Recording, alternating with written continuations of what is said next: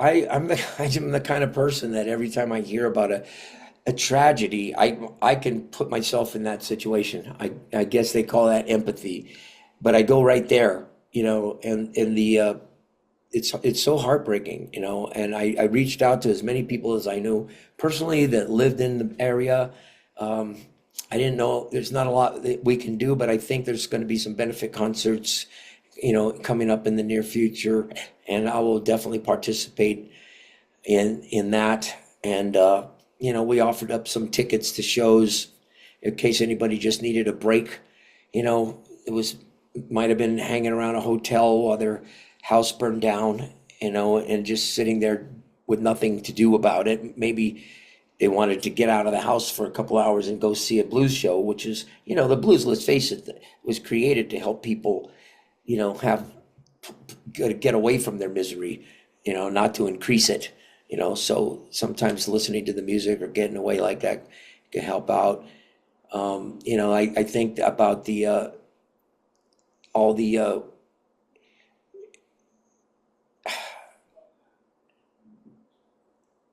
it's things like climate change. It has to be taken seriously.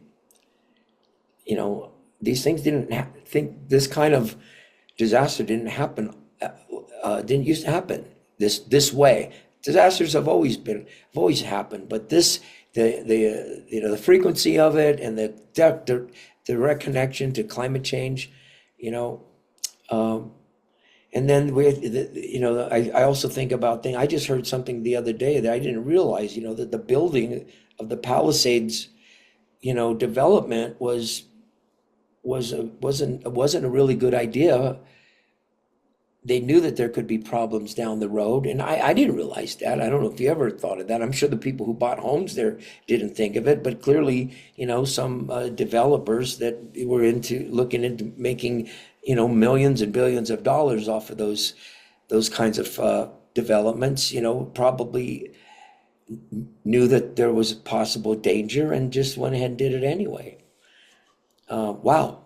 Those are the kind of things that I think about, and um, when that happens, and of course, what could we possibly do about it?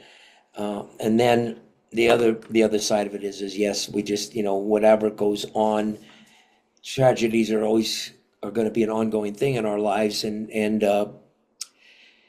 you can't let that derail your joy.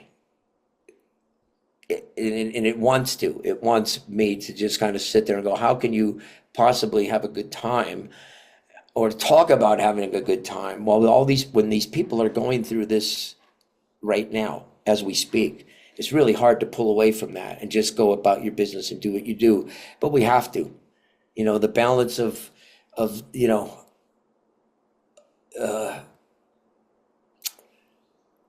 the suffering and the joy. There has to be a balance, and so anyway, we have to go ahead, keep doing what we're doing, do our best to just take it a day at a time, and it's like, do what we can about it. If there's anything we could do, we do it, and then go about our business. I don't know, that's a long answer, but I hopefully you could boil that down. Hopefully you get to edit these things.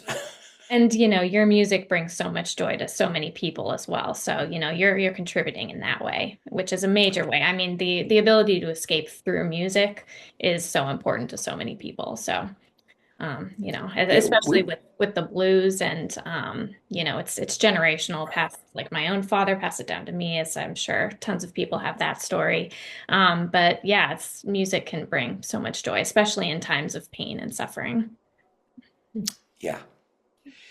An interesting thing about, if you, I don't know if you follow the, well, of course you do. The blues community is pretty tight knit, and any one of us needs help, everybody comes together.